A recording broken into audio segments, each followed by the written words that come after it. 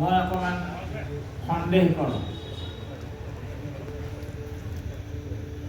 এই সম্পৰ্কত ছ'চিয়েল মিডিয়াত বিশ্বনাথত প্ৰাণৰ শিল্পীলৈ আশুৰ শ্ৰদ্ধাঞ্জলি।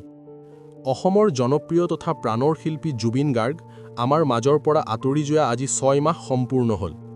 শিল্পীগৰাকীৰ অবিহনে পাৰ হোৱা এই সময়ছোৱাক স্মৰণ কৰি আজি বিশ্বনাথৰ ঐতিহাসিক বীণাপানী নাট্য মন্দিৰ চৌহদত সদৌ অসম ছাত্ৰ সন্থা আছুৰ উদ্যোগত এক ৰাজহুৱা শ্ৰদ্ধাঞ্জলি অনুষ্ঠান আয়োজন কৰা হয়।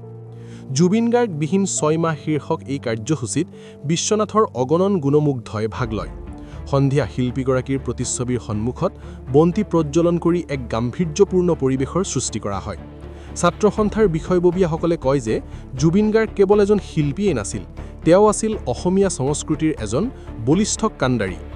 অনুষ্ঠানত শিল্পীগৰাকীৰ কালজয়ী গীতসমূহৰ গুণগুণনিৰে সকলোৱে তেওঁক অশ্ৰুসিক্ত নয়নেৰে স্মৰণ কৰে। এই অনুষ্ঠানটোৱে প্ৰমাণ কৰিলে যে শাৰীৰিকভাৱে আমাৰ মাজত নাথাকিলেও জুবিন গাৰ্গ প্ৰতিগৰাকী অসমীয়াৰ হৃদয়ে হৃদয়ে চিৰকাল জীয়াই থাকিব। বাইক দি আছে, কথাবিলাক কৈ আছে। মই আশা ৰাখিম জুবিন গাৰ্গ যদিও কায়িকভাৱে আমাৰ মাজত নাই,